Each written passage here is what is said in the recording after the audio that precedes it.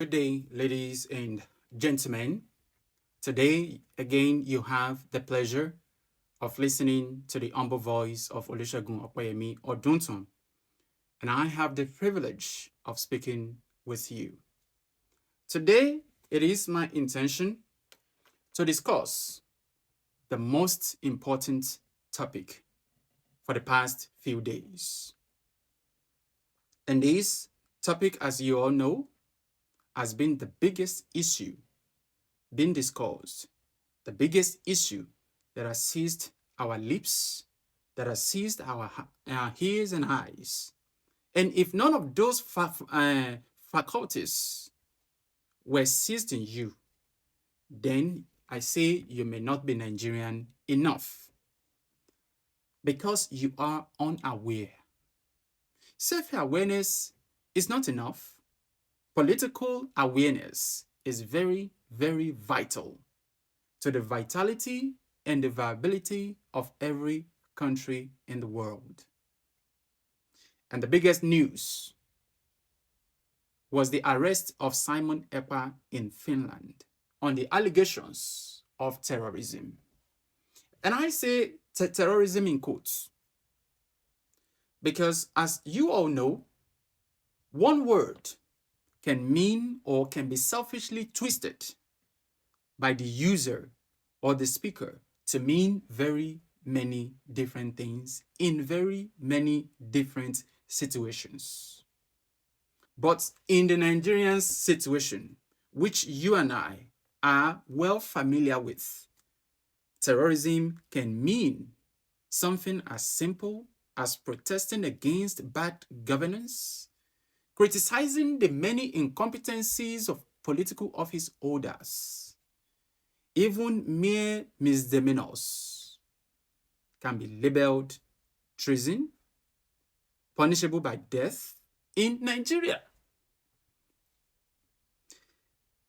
Consequent upon this arrest, we strongly believe that the Nigerian government has been pestering, has been bickering and throwing tantrums and crying for the arrest of Simon EKPA for so long. And even if the APC government had their way, they would have gone to Finland to kidnap Simon EKPA the same way they kidnapped Mazi Nnamdi Kanu from Kenya. But because Simon EKPA is tucked far away in Finland, which is in part of the free world, and because the Nigerian government does not have vicious Russian capabilities of reaching any dissidents in any part of the world, so Simon has been doing his thing over there. So the Nigerian government is accusing Simon EKPA of inciting violence in the southeastern part of Nigeria under the banner of the indigenous peoples of Biafra, which is fighting for self-determination. If again you are unaware of IPOB, IPOB has imposed sit-at-home orders every Monday in the southeastern parts of Nigeria, which to me is the most peaceful strategy to protest anywhere in the world. Sit at home can even be safer and be much more effective than asking people to pour into the streets to protest, where they risk being hijacked, massacred by criminals, police and soldiers under government instructions. We saw this a couple of years ago in Lekki, where peaceful protesters who were on their knees holding the Nigerian flag as a sign of peace and as a sign of solidarity with our own soldiers. But instead of being spared and protected, they were massacred by their own soldiers. But in spite of the sit-at-homes, there has been constant violence in the southeast between the Nigerian military and IPOB. Most times, civilians have been caused in crossfires, which is very, very unfortunate. So it is this violence that the Nigerian government and many of us, or you, think and believe that Simon Ekpa is responsible for, and are demanding is repatriation and extradition to come and answer charges of terrorism in Nigerian courts. And I say Nigerian courts in quotation marks, because in Nigeria, words that all over the world can have one single ideal meaning, their meanings in Nigeria is far away from the known ideal. Because in Nigeria, we have no law courts. What we have instead are royal courts. And the royalty, the kings and queens in those royal courts are the highest bidder, the powerful, the rich.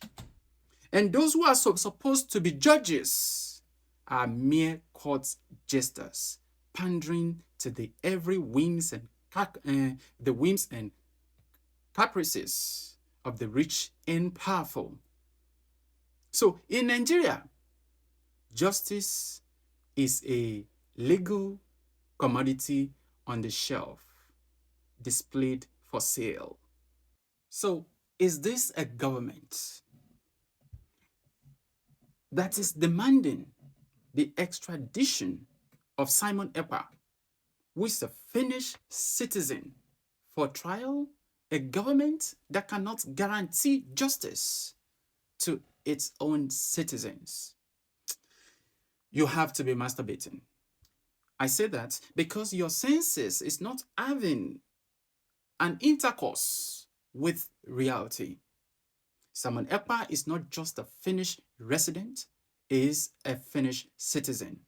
And he's not just an ordinary citizen, in case you don't know. He is also a veteran of the Finnish army, meaning he was a soldier who gambled his life, who put his life on the line for Finland. So the Nigerian government is in a la-la land if it thinks Finland will deport its own citizens and soldiers to answer charges where our human rights score is 0/10, 0.1/100, and 1/1000. No, it's not going to work. So President Tinubu needs to stop playing. And if you play the wrong card, you may end up in jail. You do not have the dexterity and reach that Russia has, who can reach any dissidents in any part of the world. Even if you are hiding in the White House, the Kremlin is going to reach you. And if you try to play the wrong card, you will learn the hard way. Because just so you know, Russia and Israeli presidents have arrest warrants hanging on their neck. So please don't join that list. Don't give the CIA a reason to begin to declassify your dark file and release your dossiers. So the Nigerian government has an option to restructure the Nigerian states, or to sit down and negotiate with IPOB instead of throwing our brothers and sisters in uniform into the furnace of civil internal violence and internal strife. They did not join the military to die senselessly in man-made artificial violence, because this is the same conflicts that were lost hundreds of thousands of soldiers to, millions of civilians and millions of children were starved to death. So we have been losing lives to these same conflicts forever war since 1967. Unfortunately, though, our government is not sincere about solving the problem.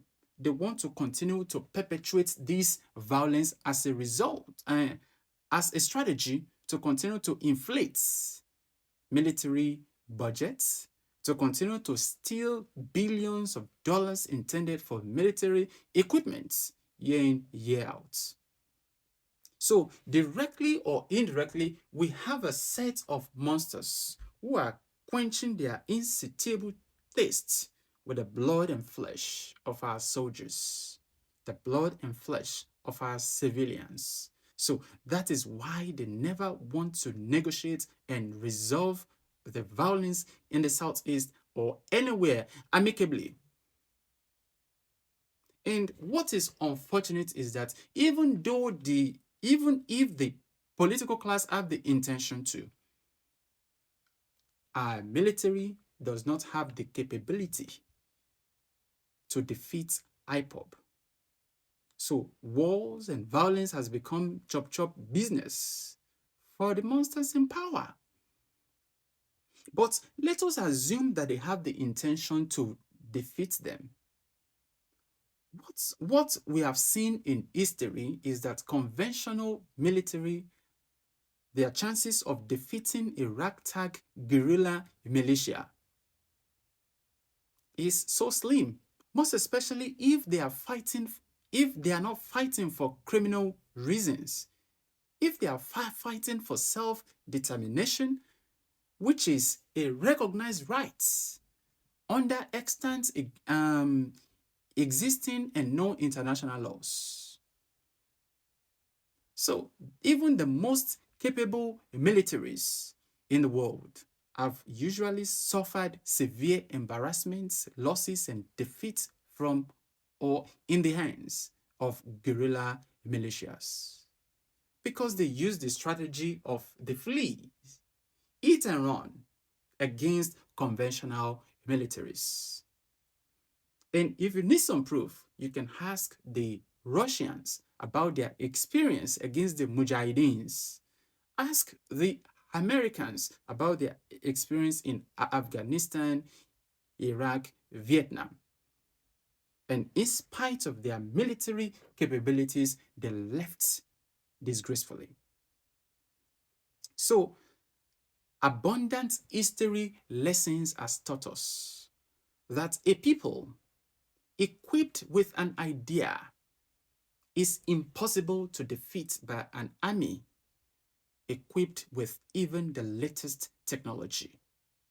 I'm going to dedicate this last lap to my Yoruba compatriots, fathers, mothers, brothers, and sisters, and to implore us that we have a strategic and moral necessity to show solidarity, not with the characters involved, but with the cause of IPOB.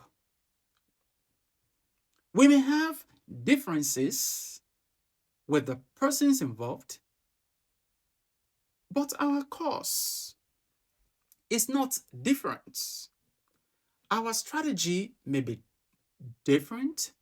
We may adopt a peaceful strategy, and they may adopt an opposite strategy, but whatever our strategy is, we have always been dealt the same fate by the state, by the government. The enemies of liberty and justice have always responded with death to every demand for justice. Nothing but death. Martin Luther King chose peaceful means in America, yet he was assassinated by the enemies of liberty. Malcolm X disagreed and chose another alternative because he knew how vicious the enemies of liberty can be. He has been to jail. He knows that the state does not understand the language of peace. Yet, he was assassinated too. Nigerians are the most peaceful people ever created by God, yet we have always been massacred by our own government whenever we speak up. So, who are you to condemn or to vilify IPOB over their choice of strategy? Do you not learn anything from history? Shay, look, if we fail to learn from history, we are doomed to be the victims of history. And I want to tell you that we are united by the same cause, and we shall not be divided by strategy. You may have unpleasant ethnic sentiments, yet all sentiments must be set aside when the oppressed are fighting against oppression.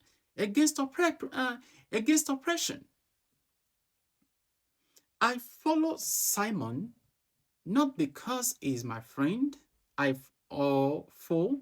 I follow him on Twitter, and I've seen him and his followers abuse my ethnicity. That is ignorance on their part. But to fall into the same trap of divide and conquer would be foolish and ignorant on my part and on your part. So, like eagles, we belong in the sky, and we must all fly high above the mud, above the ruffle of tribal sentiments. The Yorubas, in their wisdom, will say, "Pàṣán tí a fi nàyálé ń bẹ lórí àjà fún ìyàwó."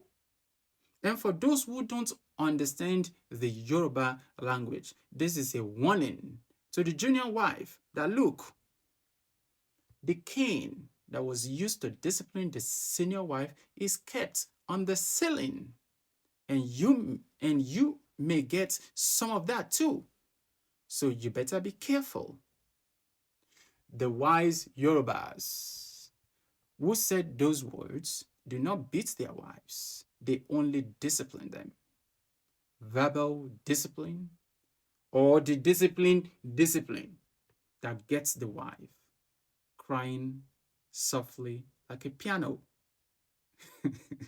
But jokes aside, the Yorubas will also say makon loye kon, which means life na turn by turn. So the Yorubas, Arewas, Igbos fighting for restructuring or secession, we stab ourselves in the back if we dare to throw IPOB under the bus. Because when it is our turn, government, in their usual character, will deal with us even in a much more ruthless fashion if we let them get away with injustices against indigenous people of Biafra. So we have a moral and strategic obligation to show solidarity, to solidarize with IPOB. And I will remind you of the solemn words of Karl Marx, who says, "Workers of the world, unite."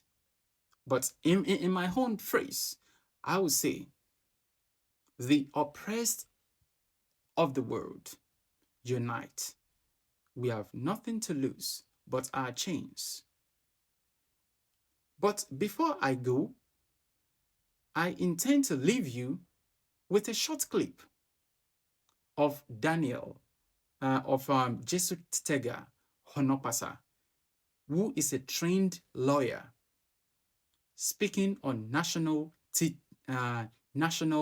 TV. When he was asked about his view or what he thinks about Simon Ekpa, he had foolishly said that he believes he should be shot. And when the host tried to interrogate him. He said, look, you can't do that. But Jesus Tega Onopasa said he stood his ground that he believed Simon Ekpa should be shot because he is an enemy combatant. Unfortunately, this is a lawyer, a disgrace to the bar, saying this on national TV.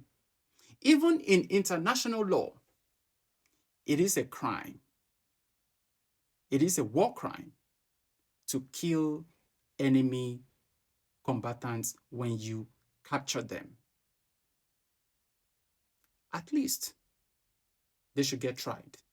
And that tells you, if a lawyer can say that on live TV, it tells you the state of justice, the sorry state of justice in our country. So I am very sure that Finland will not repatriate, will not extradite, will not deport Simon Ekpa. And if they do, which I know they will never do, if they do or if they dare to, it will be a disgrace. And every Africans, every soldier in foreign militaries will take note of this. And it will not, and it's not a good sign. So, ladies and gentlemen, this has been a long video, but thank you for listening to the very end. If you like, please like and share.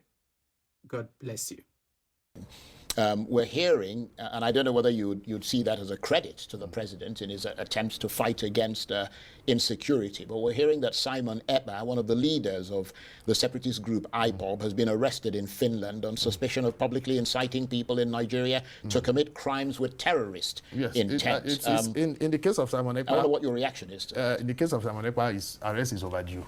In fact, I had even, well, this is classified, I'd actually even encouraged that he should be shot because he was killing his fellow. You can't shoot someone without trying them. You're a lawyer. No, you can't. You can't. If yeah, well, you'd be liable enemy, if you did. No, if the person is an enemy combatant, he's liable to be shot. I know the law. Yeah, no. What I'm saying is that you're advocating for him to be shot. But you have to have incontrovertible evidence. He's alleged to have done things. Yes, no problem. But this is just intelligence stuff. It's just a crazy, poorly educated young man. If that's in that case, I am in full support of his arrest.